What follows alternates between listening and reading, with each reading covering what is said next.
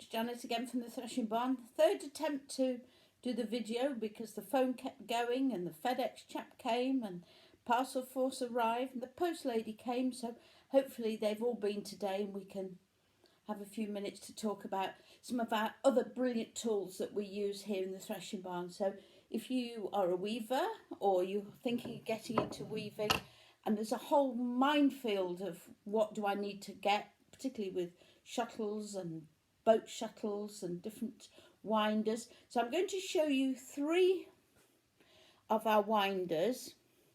So we have the Glamacra winder, which is this one. And these are to wind your cardboard pirns that you will put into a boat shuttle. So this is the Glamacra, which is £74. We have the Louette, which is £79, that matches all their beautiful Jane loom and their floor looms. And we also have the Ashford, which again is made to match all of their looms. So we're going to wind a cardboard pirn, or on the Ashford shuttles, you can wind onto plastic bobbins. So we're going to push that on.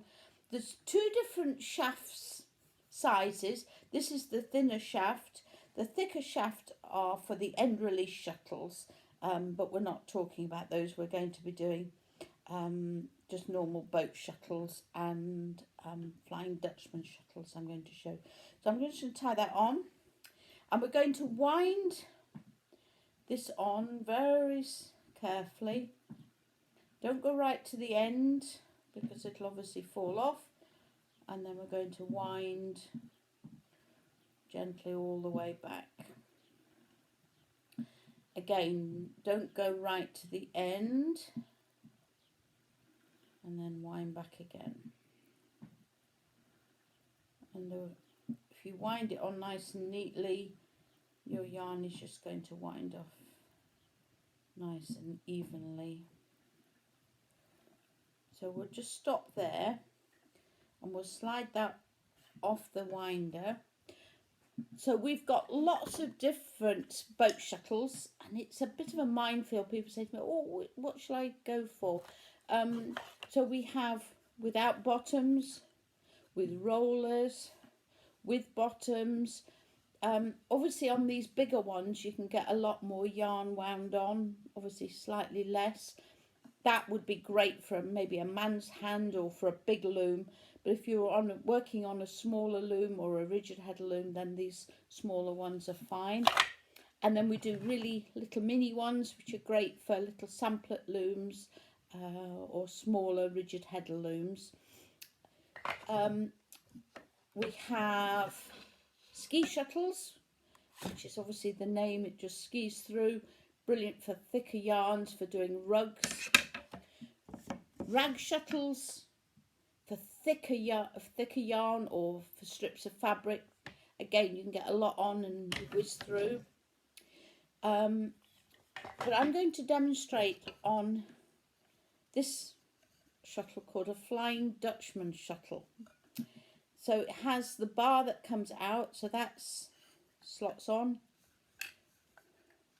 and that slips in. Now all of these have different sizes, so we do the pirns, the cardboard pirns, in about 5 different sizes, so you can get the size to fit.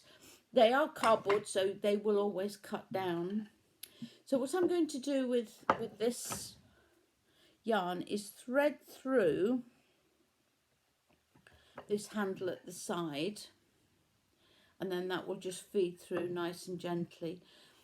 Why do I love this shuttle? Well, particularly for, say, working on a loom where the shed isn't that big, or if you're on a rigid header loom, then that bar pushes the warp threads, it separates them up, so you're not in danger of catching the wrong warp, because if you put a stick shuttle through, one of these ends can catch onto a warp.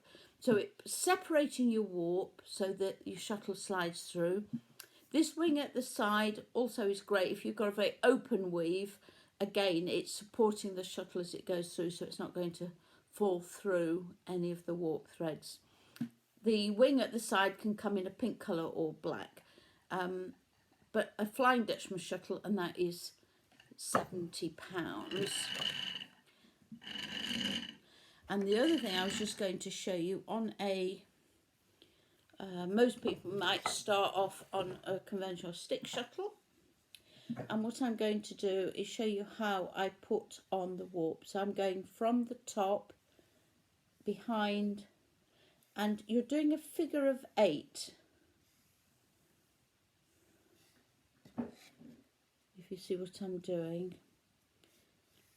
And then I can turn it round and do the same on the other side. So I'm going from the top, underneath to the bottom, top to bottom, top to bottom, top to bottom.